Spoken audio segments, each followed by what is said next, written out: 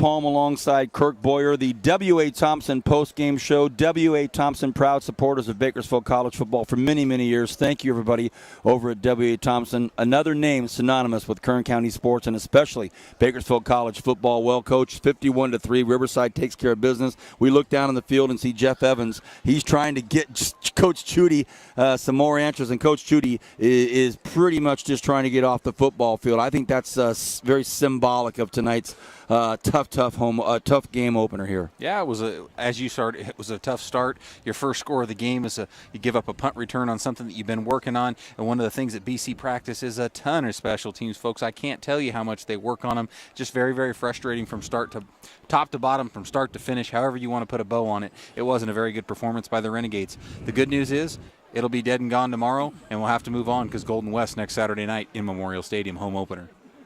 McGregor goes down. We're not doctors. We don't play them on TV either, so we don't make any assertions of what we might think that is. But to know that he came out and was in his shorts and a T-shirt and it was wrapped up, bottom line, he didn't come back for the rest of this football game. We'll see. My point is, it really can't be about McGregor anyway. We've got to put together a whole team effort here, and we had trouble on every part of the game this far. But let's try to glean something from it. What did you take away from tonight that, as a coach yourself, you kind of drive home and say, all right, we can work off this? Well, I think first and foremost, for Curtis, you just hope for him health-wise that it's something long-term. Worked as hard as he has to get himself in great shape to be back here and such a key contributor to the team, not only as a player but also as a leader.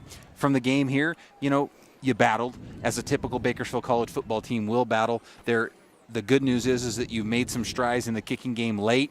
You had some glimpses of the ability to run the football and throw the football consistently, and I thought your defense, I know the score doesn't indicate it, besides a couple long pass plays, really had an opportunity to make some plays. So the thing is that you got to rally the troops. You got to get everybody back on the same page. You got to work, learn from your mistakes, be coachable as a young man, and try to get better going into next week. This is the W.A. Thompson post-game show, and we want to again thank everybody for listening in on News Talk 1180 KERN. Streaming around the world, we had a lot of fun tonight. We're not done yet because I want a couple more points here. The sophomores, this is one of these moments where tomorrow, like you say, they all get together, they watch the film, they go over it, they get out of the system, they have Monday off. On Tuesday, before their first home opener next week against Golden West, they've got to get these sophomores to step in and say, hey, boys, this isn't going to happen again. Well, absolutely, and that's got to start tonight, Vance. That's got to start getting on the plane, getting your ice, getting your treatment. When you get your lunch and you have the ability to take it serious or your dinner on the way home, to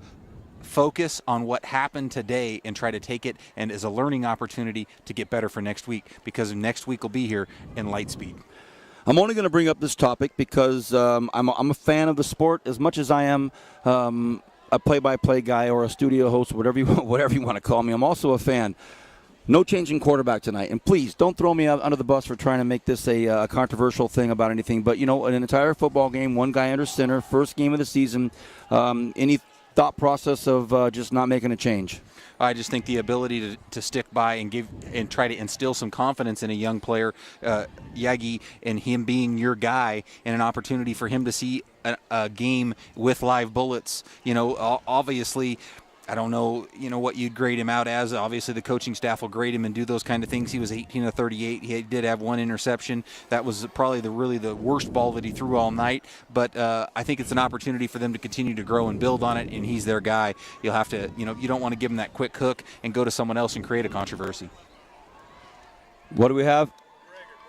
Louis Amestoy reporting officially that Curtis McGregor has a broken left arm. So officially, it's been reported now, a broken left arm for Curtis McGregor. What a tough deal to go through, and we just certainly hope that he's okay. He was in a lot of pain tonight, so let's see how that affects our Renegade team.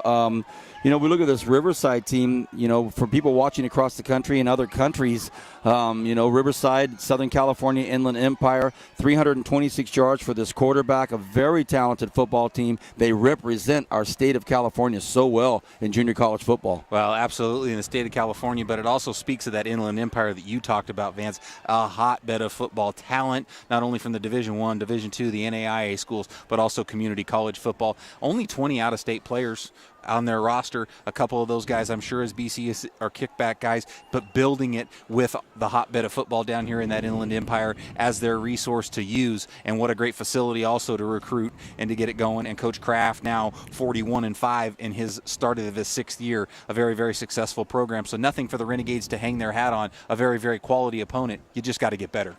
On behalf of Dr. Francis Mayer back there, who keeps us rolling in every sense of the word, my partner Kirk Boyer, Louis Amistoy, who's just doing so much behind the scenes for everybody to watch us around the globe. Louis, you have people in France that are watching the Renegades because of you. Thank you, buddy. And because of all of our sponsors, because of W.A. Thompson and this post-game show, and of course, our 2 Renegade radio consultants, Paul Dameron and Wyatt Ross. Thank you. Good night. We'll see you next week. God bless.